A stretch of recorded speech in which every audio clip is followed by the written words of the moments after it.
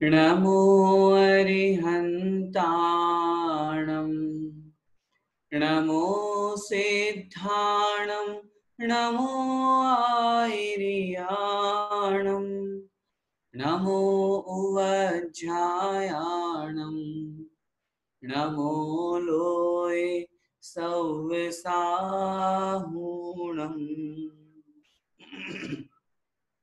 पंच परमेष्ठी भगवान की जय। द्वादशांग जिनवाणी माता की जय। संत शिरोमणि आचार्य भगवंत एक श्री विद्यासागर जी महाराज की जय। परम पूज्य गुरुदेव मुनि पुंगव श्री सुधा सागर जी महाराज की जय। आचार्य मानतुंग स्वामी महाराज की जय। भक्तमल स्तोत्र महापाठ की जय। विगत दिनों से हम भक्तमल स्तोत्र के एक एक श्लोक को और उसके अर्थ को समझ रहे हैं और बहुत अच्छे से भगवान की भक्ति में और तल्लीन हो रहे हैं, प्रभु की और समीप में पहुंच रहे हैं। अब तक हमने 43 श्लोक पढ़ लिए हैं। आइए कल की कक्षा में जो 42 और 43 ये 2 श्लोक हुए थे उनका एक बार रिवीजन कर लेते हैं। अपनी अपनी जिनवाणी में सभी 42 नंबर का वलगत तुरंग वाला श्लोक निकाल लीजिए। एक साथ बोलेंगे, वलगत तुरंग गज गर्जित भीमनाद माजो बलम बलवतामपि भूपतीनाम् उद्यद्दिवाकर मयूख शिखापविद्धम् त्वत्कीर्तनात्तमविवाशुभिदा मुपैति। इस श्लोक में किसका वर्णन किया जा रहा है? इसमें भयंकर से भयंकर बड़े बड़े योद्धा जो कि बहुत बलवान हैं, उन योद्धाओं से सहित जो युद्ध भूमि है, विशेष रूप से उस सेना का वर्णन किया जा रहा है। भगवान आपका नाम कीर्तन का जो यशोगान करता है वह सेना भी उसी तरह भाग जाती है जिस प्रकार सूर्य की एक किरण के अग्रभाग से सारा का सारा अंधकार भाग जाता है। देखिए, कुंता वलगत तुरंग, वलगत माने उछलते हुए, तुरंग का मतलब घोड़े, उछलते हुए घोड़े। गज गर्जित, गज माने हाथी, कैसे हाथी? गर्जित मतलब गर्जना करते हुए, चिंघाड़ते हुए। उनकी भीम नाद, भीम भीम मतलब भयंकर, नाद नाद का मतलब होता आवाज। जहां भयंकर घोड़े उछल रहे हैं, भयंकर बहुत बड़े बड़े हाथी जहां चिंघाड़ रहे हैं, आवाज कर रहे हैं, उनकी आवाज से युक्त माजों में से आधा में निकल जाएगा ऊपर, आ जाओ। आ जाओ का तात्पर्य युद्ध में। क्या चीज? बलम अर्थात सेना को। कैसी सेना को? बलवताम अपि, जो बलवान है, शक्तिशाली है, ऐसे भूपति नाम, भूपति का मतलब होता है राजा, भूपति नाम बलवताम अर्थात बड़े बड़े योद्धाओं जो राजा हैं, उन राजाओं की उस महान शक्तिशाली बलम अर्थात उस सेना को। उद्यत दिवाकर, उद्यत मतलब उदित होता हुआ, दिवाकर मतलब सूर्य, उदित होता हुआ सूर्य, मयूख उस सूर्य की जो मयूख मतलब किरण है, उस किरण के शिखा अपविद्धम, शिखा अपविद्धम लिखा है, संधि विच्छेद करेंगे, शिखा अपविद्धम, शिखा से जो अपविद्धम अर्थात भेद दिया गया है, अर्थात नष्ट कर दिया गया है, उदित होते हुए सूर्य की किरण के अग्रभाग से जो नष्ट कर दिया गया है। त्वत् कीर्तनात् तम, संधि विच्छेद करेंगे, त्वत् कीर्तनात्, त्वत् मतलब आपके, कीर्तनात् मतलब कीर्तन से, आपके कीर्तन से, आपका यशोगान करने से, तमह इव, तमह माने अंधकार, इव मतलब के समान, जिस प्रकार वह अंधकार क्या कर दिया जाता है, इव आशु, आशु माने शीघ्र ही, शीघ्र ही वह अंधकार जिस प्रकार भिदाम उपैति, विनाश को प्राप्त कर दिया जाता है। विराम का अर्थ क्या होता है? नष्ट करना, समाप्त करना। उपैति मतलब प्राप्त करा दिया जाता है। क्या मतलब हुआ? पूरे नीचे की दो पंक्ति का अर्थ देखें। इव मतलब के समान, उपमा की जा रही है। जिस प्रकार उदित होते हुए सूर्य की किरण के अग्रभाग से अपविद्यम अर्थात जो भेद दिया जाता है, बिधा हुआ है, ऐसा तमह इव अंधकार के समान, जैसे उस सूर्य की एक किरण के अग्रभाग से सारा का सारा अंधकार क्या हो जाता है? नष्ट हो जाता है। उसी प्रकार, अब नीचे के शब्द से एक शब्द निकालेंगे हम, उसी प्रकार त्वत् कीर्तनात्, भगवान आपका कीर्तन करने से, आपका यशोगान करने से, ऐसे भयंकर से भयंकर जो बड़ी बड़ी राजा महाराजाओं की, बलवान राजाओं की जो सेना है, वह सेना भी विराम उपैति, छिन्न भिन्न कर दी जाती है, समाप्त कर दी जाती है। ठीक है, आगे देखिए, अगला श्लोक एक साथ बोलेंगे।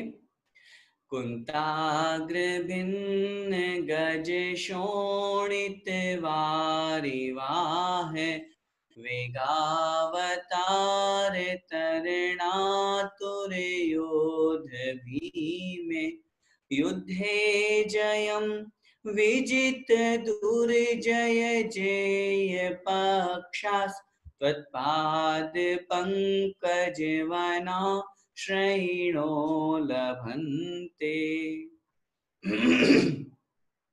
इस श्लोक में युद्ध भूमि का वर्णन कर रहे हैं। ऐसे उस बड़े से बड़े भयंकर युद्ध में भी क्या हो जाता है? वह विजय को प्राप्त करता है। देखिए, कुंताग्र भिन्न, कुंताग्र, कुंत का मतलब होता है भाला, भाले के अग्रभाग से मतलब बिल्कुल नुकीला होता है भाला, उसके बिल्कुल आगे वाले पॉइंट से भिन्न अर्थात नष्ट कर दिया है, गज मतलब हाथियों को।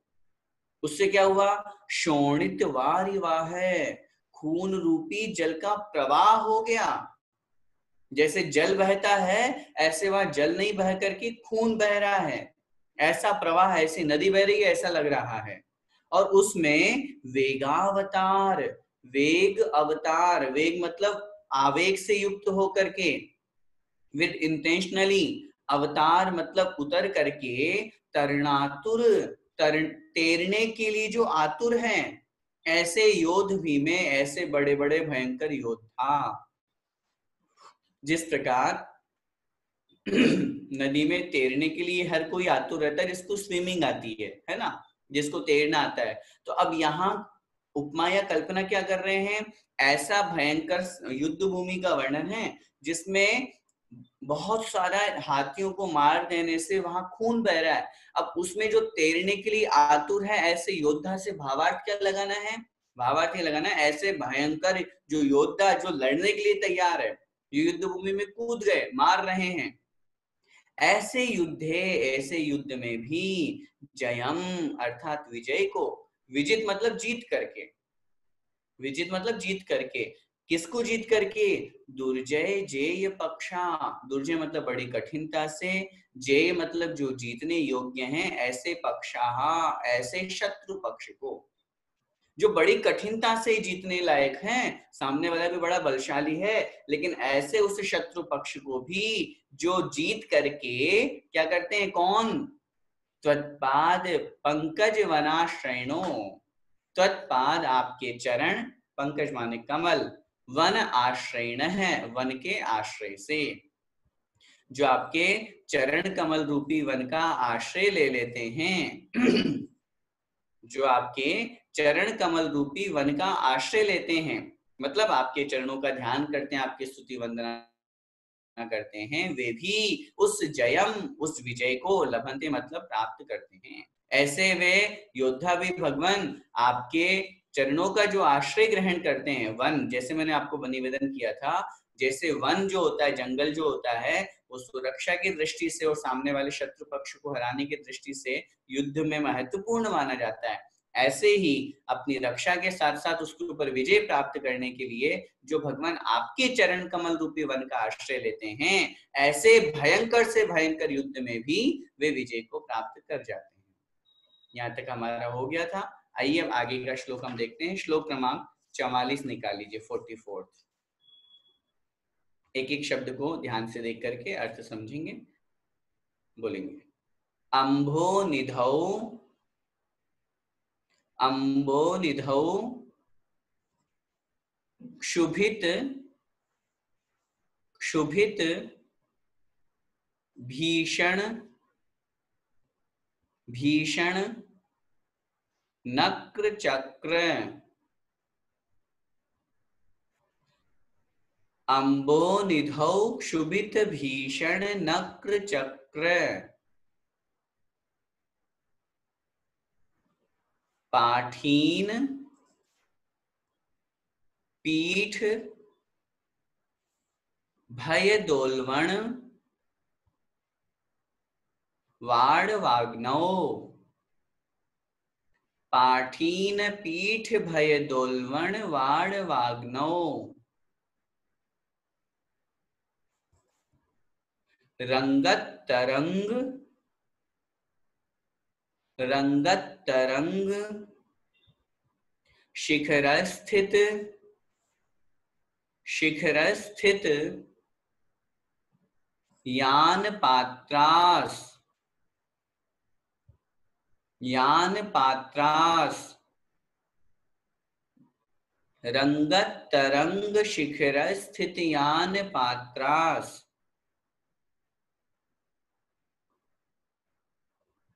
त्रासम विहाय,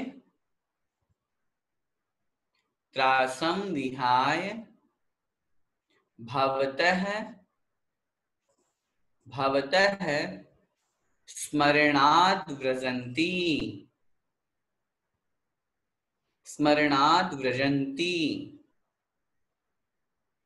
त्रासम विहाय भवतः स्मरणाद् व्रजन्ति।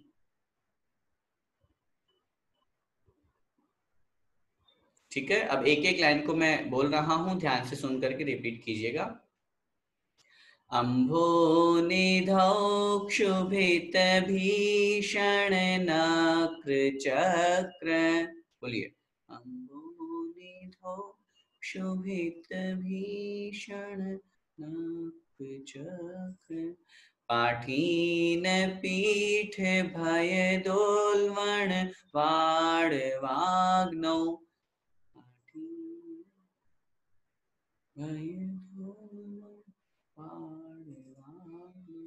रंग तरंग शिखर स्थित यान पात्रा,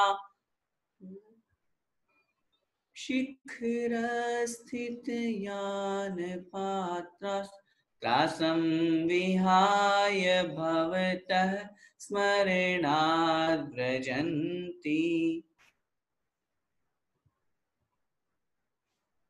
स्मरणाद् व्रजन्ति। आइए एक साथ बोलेंगे, साथ साथ मेरे रिपीट करिएगा, साथ साथ बोलना है। अम्भो निधौ क्षुभित भीषण नक्र चक्र, पाठीन पीठ भय दोलवण वाड़वाग्नौ, रंगत तरंग शिखर स्थित यान पात्रा, त्रासम विहाय भवतः स्मरणाद् व्रजन्ति। इस श्लोक में क्या बताया जा रहा है? हम विगत लगभग 2-3 दिनों से जो व्याख्या हम पढ़ रहे हैं, भगवान जिनेंद्र देव की भक्ति और स्तुति करने से संसार के जो अनेक प्रकार के रोग हैं, अनेक प्रकार की जो आपत्तियां हैं, जो विपत्तियां हैं, चाहे वो किसी जंतु से संबंधित हो, चाहे वो शेर हो, चाहे वो सर्प हो, चाहे वह हाथी हो, चाहे वह भयंकर अग्नि ही क्यों ना हो, अभी हमने विगत दिनों कल परसों हमने पढ़ा, चाहे वो भयंकर से भयंकर युद्ध भूमि ही क्यों ना हो, भगवान की भक्ति का आश्रय लेने से, भगवान के नाम का आश्रय लेने से वो सारे के सारे कष्ट चुटकियों में नष्ट हो जाते हैं। अब इस श्लोक में उस स्थान की चर्चा कर रहे हैं जहां पर हम समुद्री यात्रा करते हैं।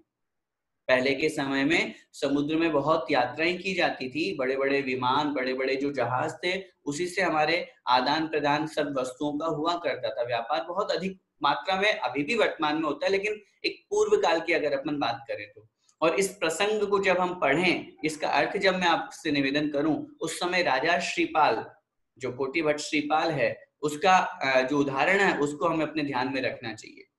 क्यों रखना चाहिए? क्योंकि जब हम श्रीपाल पुराण पढ़ते हैं, उसके अंदर एक प्रसंग आता है कि जब वह जहाज से यात्रा कर रहे थे तो दुर्भाग्यवश उनका जहाज पूरा का पूरा उलट गया था, लेकिन भगवान का भक्ति का उन्होंने वहां पर आश्रय लिया। आचार्यों ने वहां पर कथन किया, जैसे भगवान की भक्ति का उन्होंने वहां पर आश्रय लिया, ऐसी स्थिति में सारा का सारा जो अन्य लोग थे, पूरी धन संपत्ति भले निकल गई हो, बह गई हो, लेकिन सेठ श्रीपाल जो है, कोटि भट्ट श्रीपाल जो है, वो एक तिनके के सहारे निकल करके, छोटा सा लकड़ी का उनको एक पटिया मिला, उसके सहारे ऐसे भयंकर से भयंकर समुद्र में, जिसका वर्णन हम इसमें करेंगे, उस समुद्र से भी निकल करके और वो किनारे पर आ गए। तो हमें इस श्लोक के माध्यम से ऐसा भयंकर से भयंकर अगर आपत्ति विपत्ति हमारे साथ में आए तो उसमें भी अपने को ये भाव रखना चाहिए। देखिए, अम्भो निधौ, अम्भो निधौ का मतलब होता है समुद्र में।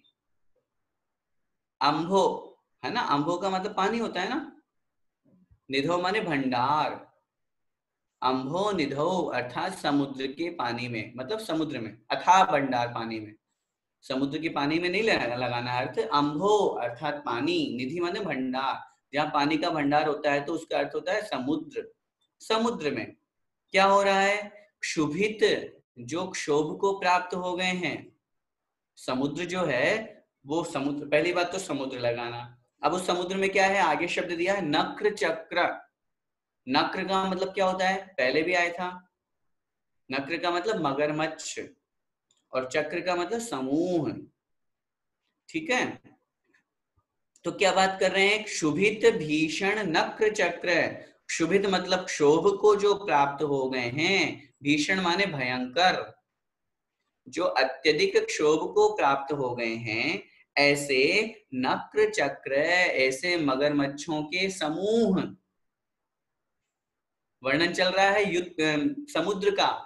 उस समुद्र में, जिस समुद्र में मगरमच्छ हैं, लेकिन मगरमच्छ एक दो नहीं है, कितने हैं? मगरमच्छों का समूह है। अच्छा, वो मगरमच्छ सामान्य भी नहीं है, क्या कह रहे हैं? जो क्षुभित भीषण है। क्षुभित मतलब क्षोभ को जो प्राप्त हो गए। क्षोभ का तात्पर्य क्रोध, जो क्रोध से युक्त हो गए हैं, क्षोभ को प्राप्त हो गए हैं, ऐसे मगरमच्छों का समूह। और साथ में क्या लगाया गया है? देखिए, पाठीन पीठ। पाठीन का मतलब होता है मछली, जो बड़ी बड़ी मछलियां होती है।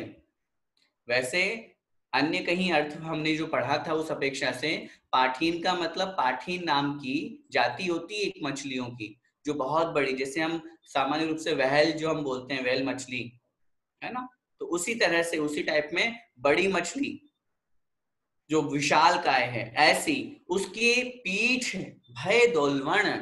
संधि विच्छेद लिखेंगे, पीठ मतलब पीठ से, और भय एक ही शब्द के साथ में लिखेंगे, मछलियों के द्वारा, उस बड़ी विशाल काय मछलियों के पीठ भय, पीठ के स्पर्श होने से, घर्षण होने से भय जहां उत्पन्न हो रहा है। और साथ में करें दोलवण वाढ़ वाग्नो।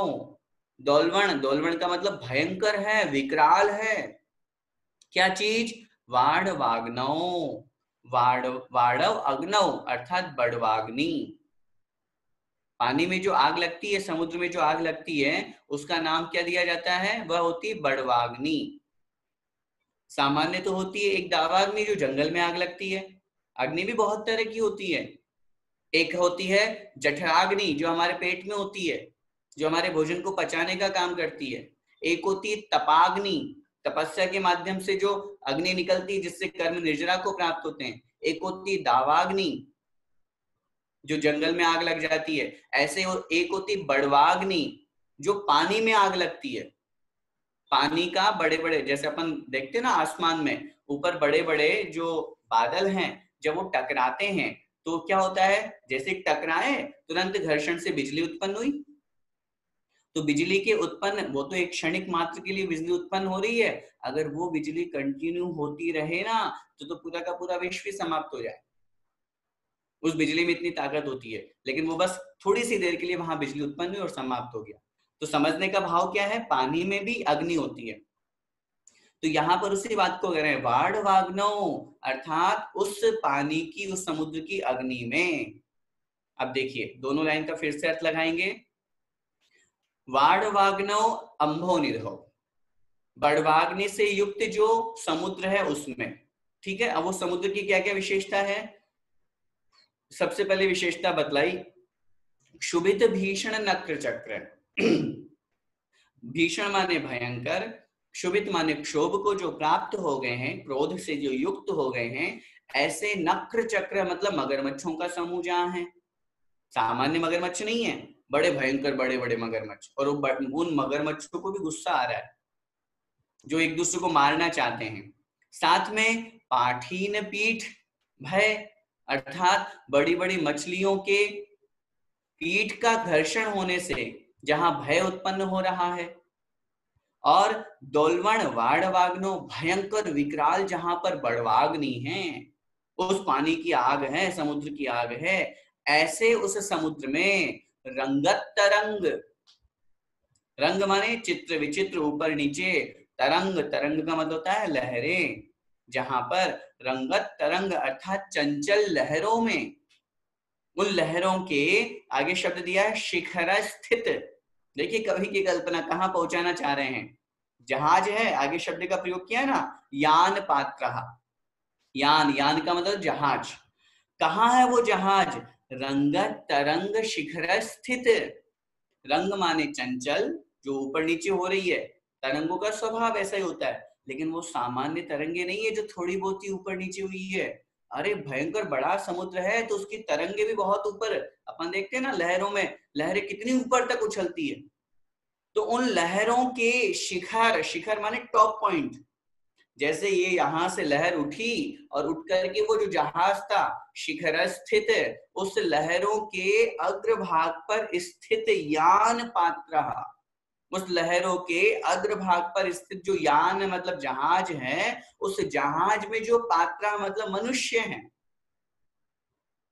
सामान्य हम नाव में सवार होकर के जब कोई स्विमिंग के लिए जाते हैं या बोटिंग के लिए जाते हैं, अपन लोग शौक माहौल में लगाने के लिए चलो थोड़ा चलते हैं, बोट करने के लिए जाते हैं, तो ऐसी स्थिति जब थोड़ी बहुत हमारी नाव डगमग डगमग होती है तो हमें डर लगता है कि नहीं लगता है। लेकिन यहाँ किसकी बात चल रही है, यहाँ सामान्य की बात नहीं चल रही, यहाँ समुद्र की बात चल रही है। सबसे पहली बात तो ये अपने माइंड में फिट हम करें, वो जो समुद्र है वो छोटा मोटा नहीं, उसमें बड़े भयंकर बड़े बड़े मगरमच्छ हैं, और बड़े वो जो मगरमच्छ है वो एक दूसरे को खाना चाहते हैं। सामने देखा कि अरे ये जहाज आ रहा है, इसके ऊपर टूट पड़ो, मारो इन मनुष्यों को, खाओ, ऐसा भाव उनके अंदर है। क्रोध आ रहा है जिनको, क्षोभ आ रहा है जिनको। साथ में बड़ी बड़ी विशालकाय मछलियां जहां पर है, और उन मछलियों के, मगरमच्छों के और जो यान मतलब जहाज है, इनके आपस में घर्षण होने से जहां पर भयंकर बड़वाग्नि प्रकट हो रही है, उस समुद्र की आग उत्पन्न हो रही है। ऐसे उस समुद्र में जो चंचल लहरें हैं, जो ऊपर नीचे होने वाली लहरें हैं, उन लहरों के अग्र, शिखर माने अग्र भाग पर, टॉप पॉइंट पर स्थित यान पात्रा। अब उदाहरण समझ में आ रहा है आपको, मतलब वो जो जहाज है वो जा रहा है, अब अचानक से बहुत भयंकर लहर उठी, तो लहर के उठने से जो जहाज पहले ऐसे चल रहा था वो तुरंत बिल्कुल इस लहर के ऊपर आ गया। अब इतना ऊपर अगर वो उछल जाएगा जहाज, तो अंदर बैठने वालों की हालत क्या होगी, ऐसा लग रहा है बिल्कुल पलटने वाला है, उल्टा होने वाला है। ऐसे उस जहाज में भी आगे कह रहे हैं, त्रासम विहाय भवतः स्मरणाद व्रजंती। त्रासम माने भय को, त्रासम का तात्पर्य होता है भय, विहाय माने छोड़ करके। क्यों छोड़ करके, भवतः स्मरणात्, भवतः भगवान, भवतः माने आपका, स्मरणात् मतलब स्मरण करने से, भगवान आपका स्मरण करने से वे जो उस यान में स्थित पात्रा माने मनुष्य हैं, ऊपर आए ना तीसरी पंक्ति में, यान पात्रा, यान मतलब उस जहाज में स्थित जो पात्रा माने मनुष्य, उस यान में स्थित, उस जहाज में स्थित जो मनुष्य हैं, वे मनुष्य भी क्या हो जाते हैं, त्रासम विहाय, उस भय को छोड़ करके, डर को छोड़ करके, और क्या हो जाते हैं, व्रजंती अर्थात आगे बढ़ जाते हैं, चले जाते हैं। व्रजंती का मतलब चले जाते हैं, आगे बढ़ जाते हैं, यात्रा करते हैं। किस कारण से, किस कारण से आगे बढ़ जाते हैं? क्या है उसमें निमित्त? भवतः स्मरणात्, भगवान आपका स्मरण करने से। जो ऐसी स्थिति में आपका स्मरण करता है उसको किसी प्रकार का भय नहीं सताता, और वो भय को छोड़ करके और बिल्कुल आगे निकल जाता है। वो लहरें जो हैं, विशाल काय जो मगरमच्छ हैं, वह जो जंगल की आग है, उसका कुछ भी नहीं बिगाड़ पाती। और इसीलिए मैंने आपसे अभी निवेदन किया था श्लोक के अर्थ से पूर्व हमें कोटि भट्ट श्रीपाल सेठ का उदाहरण यहाँ पर याद रखना चाहिए। जब वो विदेश यात्रा से वापस लौट रहे थे धन संपत्ति कमा करके, तब उनका जहाज पूरा डूब गया। सब लोग जो मरण को प्राप्त हो गए, लेकिन एकमात्र वो थे जिन्होंने अपने भावना भगवान की भक्ति स्तुति की, और जैसे तैसे करके उनका जहाज तो डूब गया लेकिन वो स्वयं सुरक्षित रहे। भले ही हम वर्तमान में इतने अधिक जहाज की यात्रा हम नहीं करते हो, लेकिन चाहे किसी भी अपेक्षा से मैं यहाँ आपसे निवेदन करना चाहता हूँ, चाहे भले ही हम जहाज की यात्रा, पानी की यात्रा नहीं करते हो, लेकिन अपनी कार, अपनी ड्राइविंग, या फिर कहीं ट्रेन या फ्लाइट या किसी से भी हम यात्रा जरूर करते हैं। ये श्लोक हमारी हर यात्रा में सुरक्षा करेगा। ये श्लोक हमारी हर यात्रा में सुरक्षा करेगा। और मैं यही आपसे कहना चाहता हूं कि जब भी कभी आप कहीं पर भी जाएं, चाहे आप 2 व्हीलर से जाएं, चाहे 4 व्हीलर से जाएं, चाहे पर्सनल से जाएं, चाहे किसी और की गाड़ी से जाएं, फ्लाइट से जाएं, चाहे ट्रेन से जाएं, अपनी यात्रा प्रारंभ करने से पहले इस श्लोक को अगर हम एक बार अपने मन में स्मरण करके अपने इष्ट भगवान का स्मरण करेंगे तो हमें कोई विकल्प नहीं होगा। हम निर्विकल्प होकर के यात्रा करेंगे और हमें निश्चित रूप से जहां हमारा गंतव्य है, जो हमारा लक्ष्य है, जो हमारी मंजिल है, वहां तक हम जरूर पहुंचेंगे। किसी भी प्रकार का जो हम हमारे मन में एक्सीडेंट का विकल्प है या और भी जो बहुत तरह के विकल्प है, उससे दूर होने वाला यह श्लोक है, दूर कराने वाला यह श्लोक है। बहुत लोगों को मन में हमेशा भय बना रहता है, पता नहीं क्या होगा आगे जाकर के, क्या होगा क्या होगा।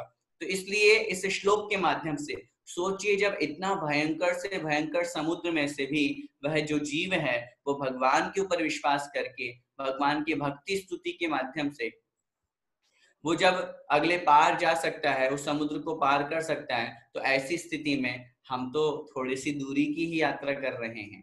इसलिए मन के विकल्प को छोड़ करके इस तरह की भावना हम सबको अवश्य भानी चाहिए। आइए इस श्लोक का मंत्र लिखिए।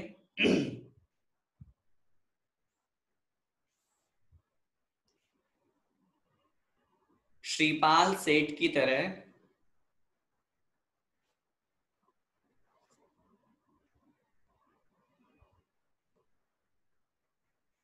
जिनेंद्र स्तुति करते हुए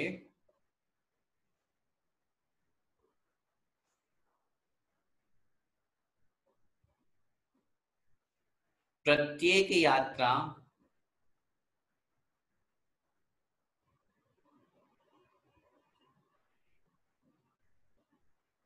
श्रीपाल सेठ की तरह जिनेंद्र स्तुति करते हुए की जगह ऐसा लिख लीजिए करने से श्रीपाल सेठ की तरह प्रत्येक यात्रा निर्विकल्प करने से सफल हो जाती है। श्रीपाल सेठ की तरह निर्विकल्प यात्रा करने से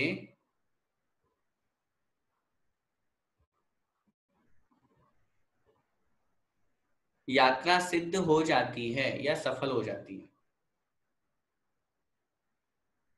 निश्चित रूप से हमारे अंदर इतनी भक्ति, इतनी शक्ति भगवान जिनेंद्र देव की भक्ति में है।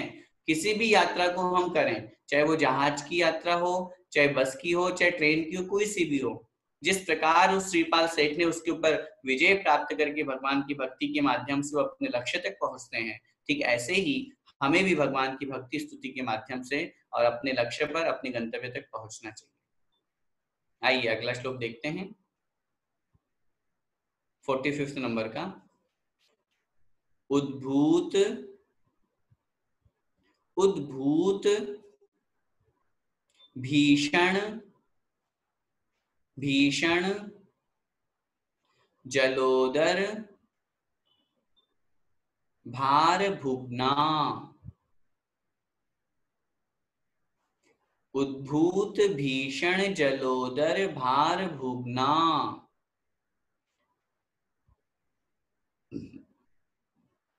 शोच्याम शोच्याम दशामुपगताश दशामुपगताश च्युत जीविताशाः च्युत जीविताशाः शोच्यां दशामुपगताश्च्युत जीविताशाः त्वत्पाद पंकज रजोमृत दिग्ध देहा, त्वत्पाद पंकज रजोमृत दिग्ध देहा।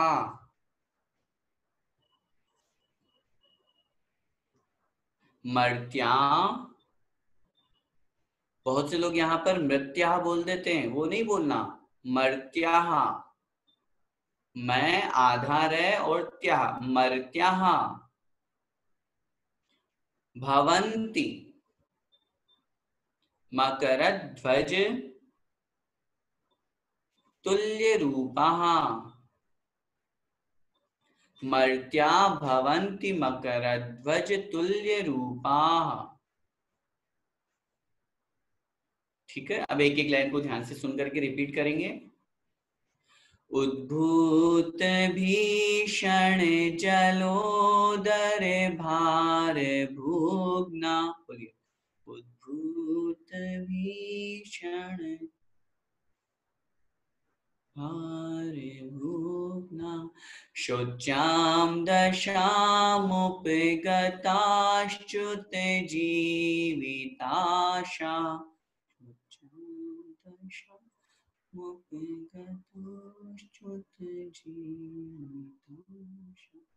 त्वत्पाद पंकज रजोमृत दिग्ध देहा,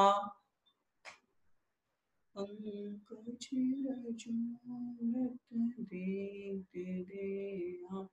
मर्त्या भवन्ति मकरध्वज तुल्य रूपा,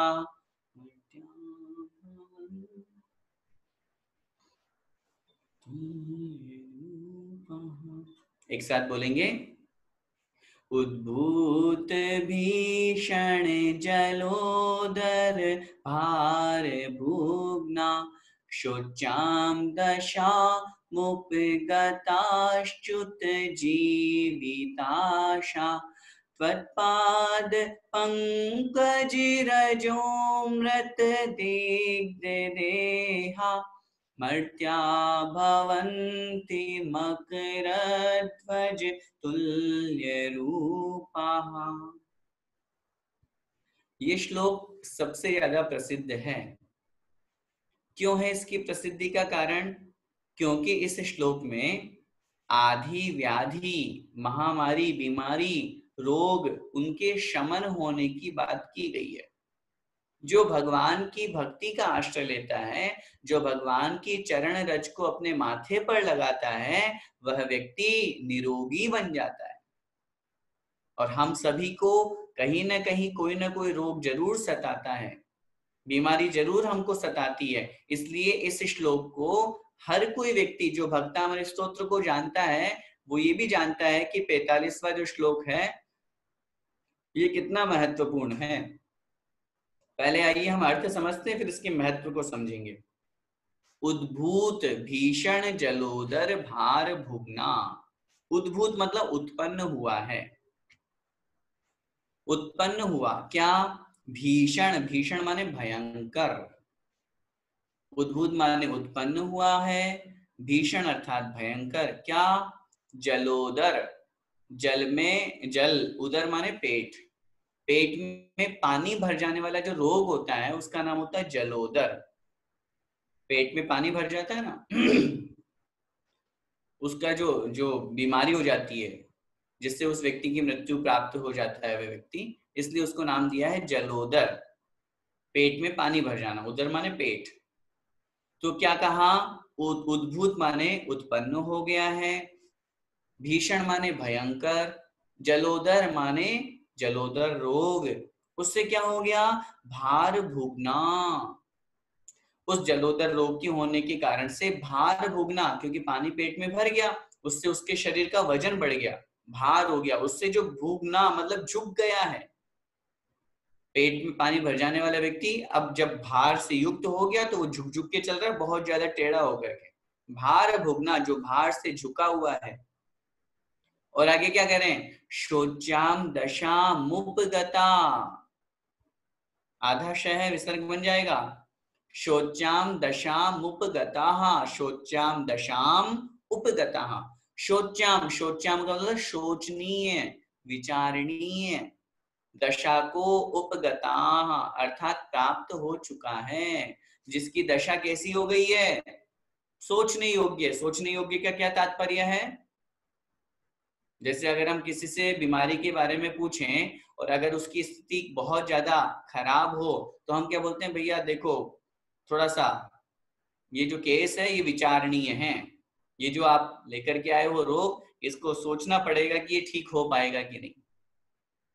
ऐसी अवस्था को शोच्याम मतलब विचारणीय, सोचने योग्य, दशाम अर्थात अवस्था को, उपगता अर्थात जो प्राप्त हो चुका है, ऐसा भयंकर रोग उसके हो गया।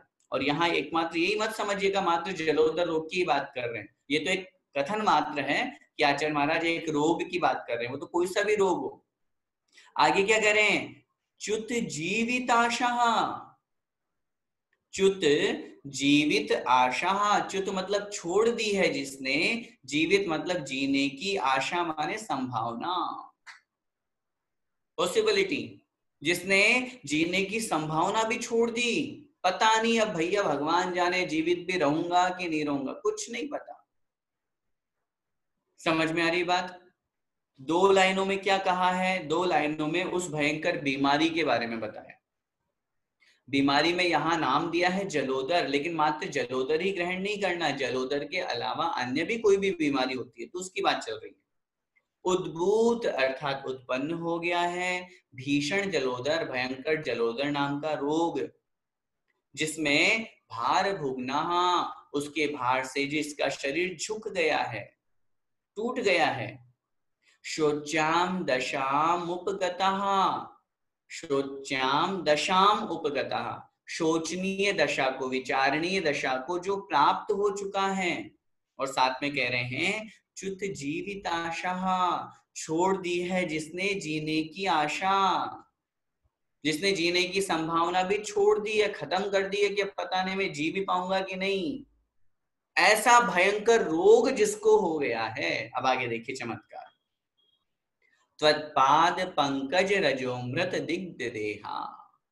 अब शरीर की स्थिति कितनी खराब हो चुकी है उस व्यक्ति की जो बीमार है, लेकिन त्वत्पाद, त्वत मतलब आपके, पाद माने चरण, त्वत्पाद भगवान आपके चरण, पंकज माने कमल, आपके चरण कमल रूपी रजोमृत, संधि विच्छेद, रज है अमृत, रज है माने धूल, आपके चरण कमल की धूल जो कैसी है, अमृत के समान है, रज रूपी अमृत, आपके चरण कमल रूपी, आपके चरण कमल के रज रूपी अमृत को, दिग्ध देहा, वो जो आपके चरण कमल की जो रज है, धूल है, वह क्या है, अमृत के समान है, वह जो रजोमृत है, रज रूपी अमृत है वह। दिग्ध देहा अर्थात जो वह लिप्त शरीर होते, दिग्ध माने लगाता है, देहा माने शरीर पर, आपके चरण कमल की रज रूपी अमृत को दिग्ध देहा जो अपने शरीर पर लगाता है, बीमार हो गया। अब ऐसी बीमारी में भगवान यदि वो आपके चरणामृत को अपने शरीर पर, अपने मस्तक पर लगाता है तो क्या हो जाता है, मर्त्या भवन्ति मकरध्वज तुल्य रूपा।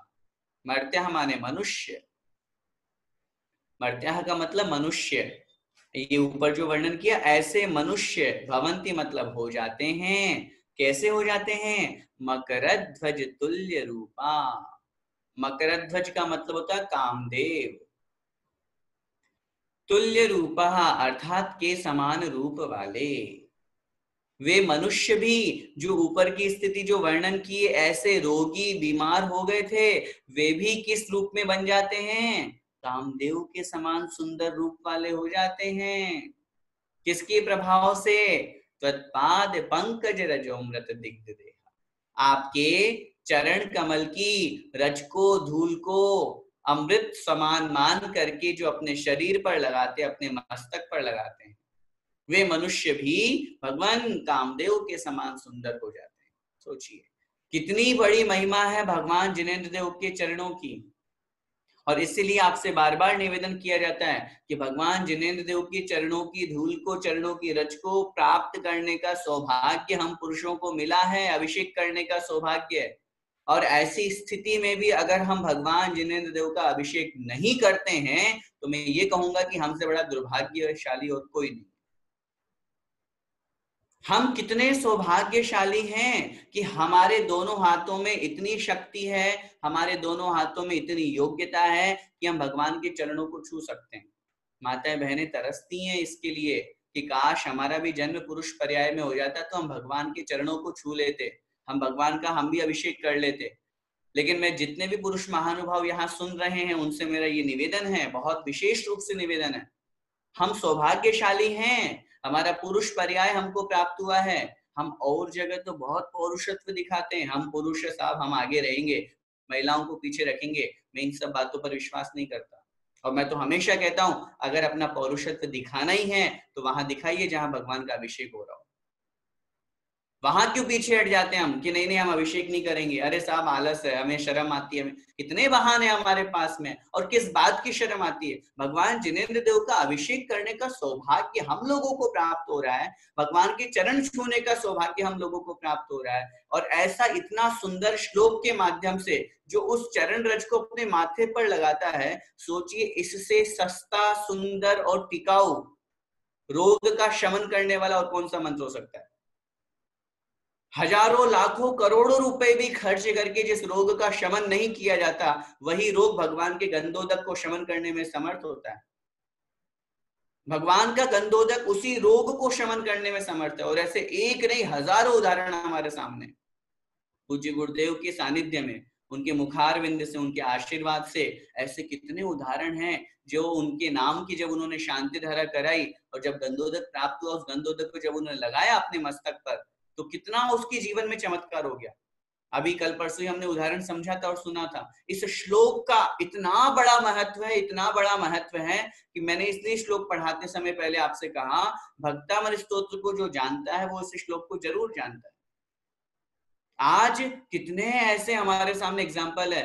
मैं एक बार कहीं किसी स्थान पर गया, वहां पे मेरे को हॉस्पिटल में जाना पड़ा। संयोगवश वो जैन ही का हॉस्पिटल था। जब मैं उसके केबिन में गया तो देखा उसके पीछे उद्भूत भीषण जलोदर वाला पूरा श्लोक 45वां कड़ा लिखा हुआ है। मैंने उनसे पूछा आपने ये क्यों लगा रखा है? उन्होंने कहा मैं कोई भी ऑपरेशन करने जाता हूँ तो पहले श्लोक को पढ़ करके जाता हूँ और इसका ये चमत्कार है कि मुझे बहुत पॉजिटिविटी मिलती है, मुझे बहुत पावर मिलती है और अपने आप ही मेरा वो ऑपरेशन सक्सेस हो जाता है। कुछ दिनों पहले व्हाट्सएप पे और अनेक स्थानों पर आप लोगों ने एक वीडियो देखी होगी। फॉरेन कंट्री की एक फॉरेन लेडी है जो इलाज करती, जो बहुत बड़ी डॉक्टर है, वो इस श्लोक को बोल रही है। ऐसा नहीं कि कोई एडिटिंग करके उसको बुलवा रहा है, नहीं, वो खुद श्लोक को बोल रही है। उसकी लैंग्वेज से ही पता चल रहा है कि वो कैसे बोल रही है। और वो खुद इंग्लिश में उसने अपना स्पीच दिया और उसने खुद इस बात को स्वीकार किया कि जब भी कभी भी मुझे कोई भी ऑपरेशन करना होता है मैं पहले इस श्लोक को पढ़ती हूँ। भले वो जैनिज्म को नहीं जानती, भले वो कभी भारत आई या नहीं आई उससे नहीं पता, लेकिन उसको इस श्लोक के ऊपर इतना बड़ा विश्वास है, इतना बड़ा श्रद्धान है कि जैसे ही वो बोलती है कि मैं इसके बिना आज तक कभी ऑपरेशन कभी कुछ किया ही नहीं और आज तक उसका एक भी ऑपरेशन उसका अनसक्सेस नहीं हुआ। दुनिया का ऐसा कौन सा रोग है जो इस श्लोक के माध्यम से शमन नहीं होता? मैं आप सभी लोगों से बहुत अच्छी तरह से निवेदन करना चाहता हूँ, इस श्लोक की बहुत बड़ी ताकत है, बहुत बड़ी ताकत है। उस पावर को हम सबको पहचानने की जरूरत है। वैसे तो भक्तामृत स्तोत्र का एक एक श्लोक मंत्र है, एक एक लाइन मंत्र है, वो हमारे लिए पूरा ही अगर हम बोलते हैं तो पूरा फलदायी होता है, लाभदायी होता है। लेकिन फिर भी कदाचित अगर हम पूरा भी नहीं बोल पाते हैं, हमें अगर किसी प्रकार का कोई रोग होता है, कोई बीमारी होती है, कोई आपत्ति विपत्ति होती है, तो ऐसी स्थिति में हम इस गंधोदक को यदि अपने मस्तक पर लगाते हैं, नाभि के ऊपर ऊपर रूप स्थान पर लगाते हैं, तो निश्चित रूप से हमारा वह रोग शमन होता है। कितने ऐसे, अगर मैं कहूं कि अगर इन उदाहरणों की फाइल पूरे भारत और पूरे वर्ल्ड से अगर हम मंगवाना चाहें तो फाइल बहुत मोटी हो जाएगी। लोगों के ऐसे ऐसे एक्सपीरियंस इस श्लोक के साथ में जुड़े हुए हैं। हमें अपने धर्म के प्रति गौरव भाव रखते हुए हम कितने सौभाग्यशाली है कि आचार्य मानतुंग स्वामी महाराज हमको ऐसा सूत्र दे गए। और उस शब्द का यहाँ पर क्या प्रयोग कर रहे हैं, त्वत्पाद पंकज रजोमृत। मात्र गंधोदक को ही मत लगाइए, उस गंधोदक को मस्तक पर लगा करके ये भावना भाइये कि भगवान आपका ये गंधोदक सामान्य जल नहीं है, ये ऐसा पवित्र जल है जिसको मैं नमस्कार करता हूं। जब हम उदाहरण सुनते हैं मैना सुंदरी का, उसके उदाहरण में हमने क्या समझा, उन्होंने सिद्ध भगवान की पूजा की। सिद्ध भगवान की पूजा से पहले जब वहां गंधोदक प्राप्त हुआ, उस गंधोदक को उसने अपने सब पति के साथ में 700 कोड़ियों के ऊपर जब डाला, किसके प्रभाव से उस कोढ़ी श्रीपाल की काया भी कंचन की काया बन गई, स्वर्ण की काया बन गई, पूरे सोने की काया बन गई, वो पूरा दमकने लगा, कामदेव बन गया। किसका प्रभाव था, वो था प्रभाव भगवान जिनेंद्र देव के गंधोदक का। और उस गंधोदक का चमत्कार आज भी है हमारे जीवन में, बस आवश्यकता है हमें उस श्रद्धान और विश्वास को करने की। अगर श्रद्धान है, विश्वास है, तो निश्चित रूप से आज भी हमारे जीवन में चमत्कार है। और मैंने खुद अपने जीवन में बहुत बार अनुभव किया है, बहुत बार अनुभव किया है। मुझे तो कोई भी कष्ट होता है, बहुत विकल्प होता है। मेरे खुद के जीवन की बहुत सारी 2-3 घटनाएं तो हैं। जब मेरे जीवन में ऐसी घटनाएं हुई, जब मेरे बचपन में था तब मेरा पेट दर्द बहुत ज्यादा करता था। तब उस समय जो एक बचपन में आदत होती है मीठा खाने की, डॉक्टर को जब दिखाया तो पता चला कि पेट में कीड़े हैं, ऑपरेशन करना पड़ेगा। अब संयोगवश माता पिता के संस्कार बहुत अच्छे रहे, बचपन से ही हम बाल्यावस्था से मंदिर जाना, अभिषेक पूजन करना। तो हमारे पिताजी ने कहा कि कुछ नहीं करो, देखते हैं फिर 15-20 दिन बाद में, अभिषेक तो अपन करते ही हैं, पहले तो मस्तक पे लगाते हैं। वैसे सामान्य रूप से मस्तक पे लगाना चाहिए गंधोदक, आंखों में या और सब जगह नहीं लगाना चाहिए। तो उन्होंने कहा लेकिन जो बीमारी आदि होती है उसमें हमें छूट होती है, हम नाभि के ऊपर वाले पार्ट्स में जहां जहां हमें ऐसा कोई रोग है, कोई बीमारी है, तो हम लगा सकते हैं।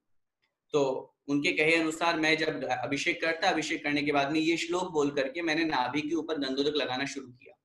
और मैं आप सब लोगों को बहुत सच निवेदन करना चाहता हूँ, जहां मेरा जन्म हुआ मालपुरा, जिला टोंक, राजस्थान, जयपुर में, वहां के आदिनाथ भगवान का एक बहुत बड़ा अतिशय है।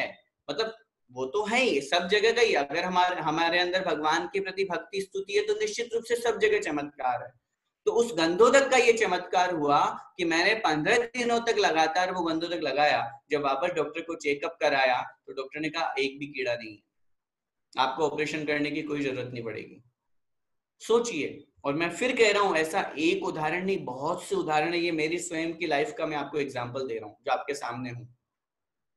और ऐसे एक मेरे अकेले के नहीं, ऐसे हजारों, लाखों, सैकड़ों उदाहरण है इस श्लोक के माध्यम से जिन्होंने अपने रोगों को शांत किया।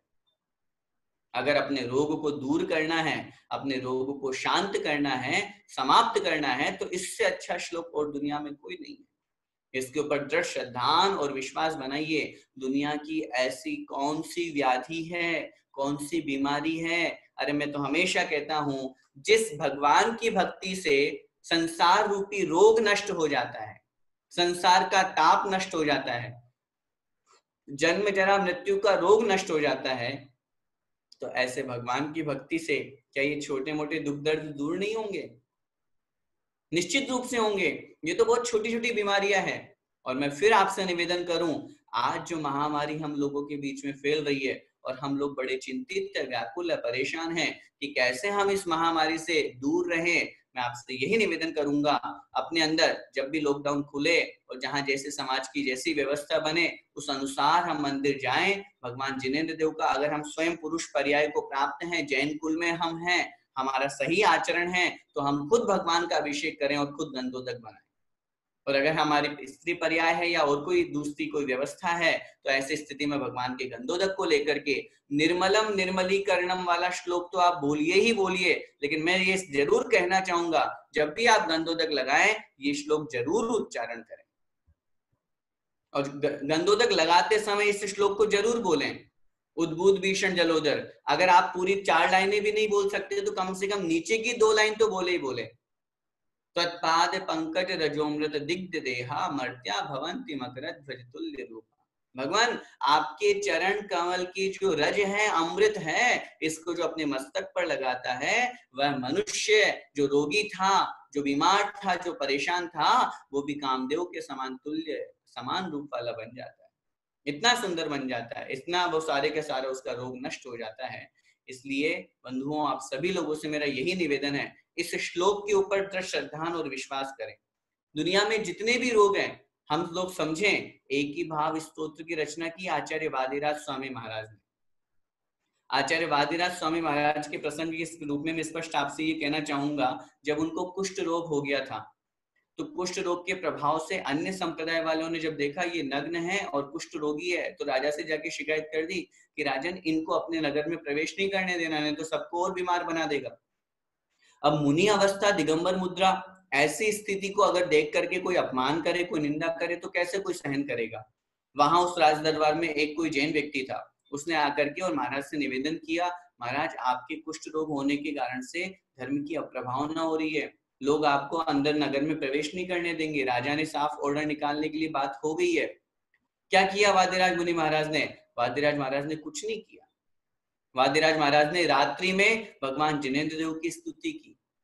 भगवान जिनेंद्र देव की स्तुति करते करते एक ही भाव स्तोत्र की उन्होंने रचना की, और एक ही भाव स्तोत्र की रचना के प्रभाव से, भगवान की भक्ति और स्तुति के प्रभाव से उनके शरीर का सारा कुष्ठ रोग खत्म हो गया। उन्होंने सिर्फ अपनी अंगुली में थोड़ा सा कुष्ठ रोग रख लिया, उसको समाप्त नहीं होने दिया। जब प्रातःकाल जब लोगों ने देखा, राजा आया और सब आए, अरे ये कौन से महाराज है, कंचन सी काया चमक रही है इनकी, स्वर्ण से इनका शरीर चमक रहा है, इतना सुंदर कामदेव का रूप। और जब वो स्वयं भक्त जो पहले दिन निवेदन करके गया था, जब वो वहां पर पहुंचा, उसने देखा महाराज की कल की हालत क्या थी और आज की हालत क्या है। मन में विकल्प हुआ, कहीं महाराज जी चेंज तो नहीं हो गए, कि वो महाराज जी तो कहीं चले गए और दूसरे महाराज जी आ गए हों। जब उन्होंने सारा का सारा प्रसंग उनके सामने निवेदन करने के लिए कहा, महाराज जी को नमोस्तु करके कहा, तो महाराज ने कहा, नहीं, ये देखिए, अगर आपको उदाहरण समझना है, अगर आपको लगना है कि मैं वही हूं, तो ये मैंने थोड़ा सा कुष्ठ रोग बचा के रखा अपनी अंगुली में, मैं वही हूं, लेकिन मैंने भगवान की भक्ति के प्रभाव से, भगवान की स्तुति के प्रभाव से वो सारा का सारा कुष्ठ रोग दूर हो गया। मैं फिर आपसे यही निवेदन करना चाहता हूं, दुनिया का ऐसा कोई सा भी रोग नहीं है जो भगवान की भक्ति और स्तुति से दूर ना हो। भले ही उसमें थोड़ी सी देरी हो सकती है, और देरी होने में भी भगवान कारण नहीं है, देरी होने में भी भगवान कारण नहीं है, देरी होने में हमारे कर्म कारण है। भगवान जिनेंद्र देव की भक्ति स्तुति तो ऐसी है, सम्यक दृष्टि जीव को तो अंतर्मुहूर्त बाद फल देने लगती है, सम्यक दृष्टि जीव को तो अंतर्मुहूर्त बाद फल देने योग्य बन जाता है वो कर्म। इसलिए हम अपने आप को पहले सम्यक दृष्टि बनाएं, भगवान जिनेंद्र देव की खूब भक्ति स्तुति करें। एक बार इस श्लोक को फिर से हम अर्थ समझेंगे, जहां पर यहाँ लिखा हुआ है, उद्भूत माने उत्पन्न हो गया है, जलोदर माने जलोदर जो जल जो पेट में भर जाता है ऐसा रोग, भार भूगना अर्थात उसके भार से जो टूट गया है अर्थात झुक गया है, भयंकर जलोदर जिसको हो गया है और उसके भार से जो झुका हुआ है, शोचाम दशाम उपगतः, शोचनीय दशा को जो प्राप्त हो चुका है, जिसके ऊपर विचारणीय दशा, क्वेश्चन मार्क जिसके ऊपर लग गया, पता नहीं भैया बचेगा कि नहीं, च्युत जीवित आशा, जिसने तो जीने की आशा भी छोड़ दी, पता नहीं बचेगा कि नहीं, ऐसी स्थिति जिसके साथ में हो चुकी है, पूज्य गुरुदेव का जब भीलवाड़ा में चातुर्मास के समय प्रवेश हुआ था, उस समय जिस दिन प्रवेश हुआ उसी दिन एक खबर आई कि कोई पास में जैनी व्यक्ति है, उसको बहुत दिक्कत हुई, हॉस्पिटलाइज है, डॉक्टर कह रहे हैं ज्यादा नहीं दिन बच सकता। अगले दिन पूज्य गुरुदेव ने उसके नाम से शांति धारा की करवाई, उनका नामोच्चारण शांति धारा में लिया और वो बंदों तक उसके पास में पहुंचाया। वो व्यक्ति 3 घंटे बाद सोकर के उठ करके वापस आ गया भगवान के चरणों में। कैसे नहीं माने हम चमत्कार की? भगवान की भक्ति में चमत्कार नहीं है, आज भी है। आवश्यकता है अपने अंदर दृढ़ श्रद्धा और विश्वास करने। हमें आवश्यकता है उतना ही दृढ़ श्रद्धा और विश्वास करने की जितना श्रद्धा अंजन चोर में था, जितना श्रद्धान उस मैना सुंदरी को था, जितना श्रद्धान उस श्रीपाल राजा को था, जितना श्रद्धान सुदर्शन सेठ को था, जितना श्रद्धान आचार्य मानतुंग स्वामी महाराज को था। उस श्रद्धान और विश्वास की आवश्यकता है। आज अगर कहीं हमारे बीच में चमत्कार गायब हो रहे हैं, कहीं अगर हमारे साथ में हमारा कोई कार्य नहीं बन पा रहा है, इसका मतलब है हमारा डगमग होना, इधर उधर भटकना। इधर काम नहीं बना तो हमारा तुरंत मन बोलता है, अरे यार अब यहाँ तो इतने दिन से भक्ति कर रहा हूँ, अभी तक भी मेरा काम नहीं बना, अब तो चलो छोड़ो, दूसरी जगह जाता हूँ। क्यों? बस इतना सा विश्वास है हमें अपने आप के ऊपर, इतना सा विश्वास हमें अपने भगवान की भक्ति पर, खुद के ऊपर इतना सा भी विश्वास नहीं है। कभी ये तो विचार करो कि मेरी भक्ति में भी तो कमी हो सकती है। हमेशा भगवान कभी झूठे नहीं हो सकते, भगवान की भक्ति कभी झूठी नहीं हो सकती।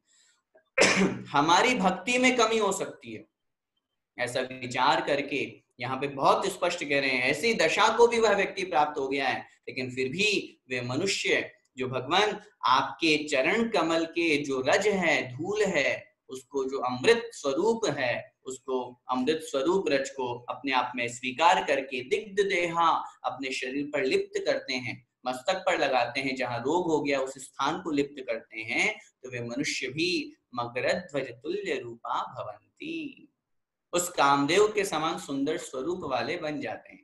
और मैं हमेशा उदाहरण देता हूं, जिस प्रकार हम मोबाइल या कोई भी चीज चार्ज करते हैं तो क्या करते हैं, प्लग लगाते हैं ना, C प्लग, 5 प्लग या 2 प्लग वाला।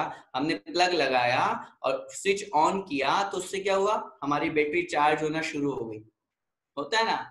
मैं कहता हूं वो बैटरी जो जैसे चार्ज हुई है, अगर ऐसे अपनी बैटरी चार्ज करना है तो अपने दोनों हाथों के जो अंगुलियां हैं, इनको भगवान के चरण रूपी स्विच बोर्ड में लगा दें, तो जो थोड़ी देर का आनंद हमको मिलेगा, जो भगवान के चरणों को छूने का जो आनंद मिलेगा, उससे हमारे अंदर की बैटरी चार्ज होगी। उसका एक बहुत अलग प्रभाव है। जैसे उस प्लग से लाइट का करंट आकर के वो बैटरी चार्ज हो रही है, ऐसे ही भगवान के चरणों को छूने से हमारे अंदर की जो आत्मा है वो जागृत होती है, अपने आप ही अंदर स्फुरित होगा, अपने आप ही मन हमारा प्रफुल्लित होगा। उस दिन हम गलत काम कर ही नहीं पाएंगे, अपने आप ही गलत काम करने से हमारा मन रोकेगा, हमारे हर काम बनेगा। भगवान की भक्ति और स्तुति में बड़ा चमत्कार हुआ करता है। इसलिए इस श्लोक के माध्यम से हम सबको भगवान की भक्ति पे और अधिक श्रद्धा होना चाहिए और विश्वास होना चाहिए। दुनिया में वीतरागी जिनेंद्र भगवान जैसा कोई देव कहीं नहीं है। कहीं भी भटक लीजिए, पूरी दुनिया देख लीजिए, छान मारिए, एक एक को, पूरे जितने भी भगवान हैं जो दुनिया के लोग मानते हैं, सबको सामने बिठाइए, एक एक को बिठाइए, जहां से आपको लाना चाहे हजारों चाहे लाखों, फिर एक एक की परीक्षा कीजिए, अपने आप में विवेक को जागृत कीजिए कि वास्तविकता क्या है। जहां आपको वीतरागता दिखेगी, जहां आपको भगवान दिखेंगे, उनको सच्चा भगवान स्वीकार करके उनके ऊपर वैसा ही श्रद्धान और विश्वास कीजिए जैसा श्रद्धान, मैंने आपको एक दिन कक्षा में बताया था, जैसा श्रद्धान विश्वास हम लोग व्यवहार में करते हैं, अपने माता पिता पर करते हैं, अपने दोस्तों पर करते हैं, अपने पति पत्नी पर करते हैं, अपने बच्चों पर करते हैं, अपने पड़ोसी पर करते हैं, उस फ्लाइट को चलाने वाले उस पायलट पर करते हैं, उस ड्राइवर पर करते हैं, उस डॉक्टर पर करते हैं, सब पे हम विश्वास करते हैं दुनिया में। फिर क्यों हम भगवान के सामने आकर के अपने विश्वास को खो देते हैं? क्यों हम डगमग हो जाते हैं? क्यों हम ऐसा सोचने लगते हैं कि पता नहीं यार हमारा काम बनेगा कि नहीं? क्यों? अपने विश्वास को स्थिर रखिए, आज नहीं तो कल हमारा काम जरूर बनेगा। लोक व्यवहार में उक्ति है, भगवान के यहाँ देर है अंधेर नहीं। ये हमारे कर्म हैं, जो ऐसे कठोर कर्म हैं जो एक बार की भक्ति से नष्ट नहीं होंगे। बार बार भक्ति करेंगे, बार बार स्तुति करेंगे तो निश्चित रूप से, और मैं हमेशा कहता हूं, कभी भी भगवान की भक्ति खाली नहीं जाती, कभी नहीं जाती। ठीक है, भले ही हमारा काम हो पाए या नहीं हो पाए, लेकिन जो हमने आधा घंटा 1 घंटा भगवान की भक्ति स्तुति की है, उसके माध्यम से तो पुण्य ही कमाया है ना, उसके माध्यम से तो पाप तो नहीं कमाए ना। अगर भक्ति नहीं करते तो क्या करते, पाप में जाते, अशुभ उपयोग करते। तो इसलिए वो भगवान की भक्ति और स्तुति हमारे लिए कार्यकारी है। आज नहीं तो कल वो जरूर उदय में आएगा, वो कर्म, वो पुण्य कर्म, वो भगवान की भक्ति स्तुति, वो नमोकार मंत्र की माला, वो भक्तामर का पाठ। तो इसलिए उस भगवान की भक्ति स्तुति को करते हुए अपने अंदर वैसा विश्वास रखें। और मैं आपसे यही चाहता हूं, इतने दिनों से हम स्वाध्याय कर रहे हैं और शाम के समय ये भक्तामृत स्तोत्र को बहुत अच्छी तरह से हम पढ़ रहे हैं, बस मुझे कुछ नहीं चाहिए, हम सब एक संकल्प पूर्वक, बिना नियम के नहीं, बिना संकल्प के नहीं, संकल्प पूर्वक हम ये नियम लें, मैं सुबह से लेकर के रात को सोने से पहले तक कम से कम एक बार भक्तामर का पाठ जरूर करूंगा।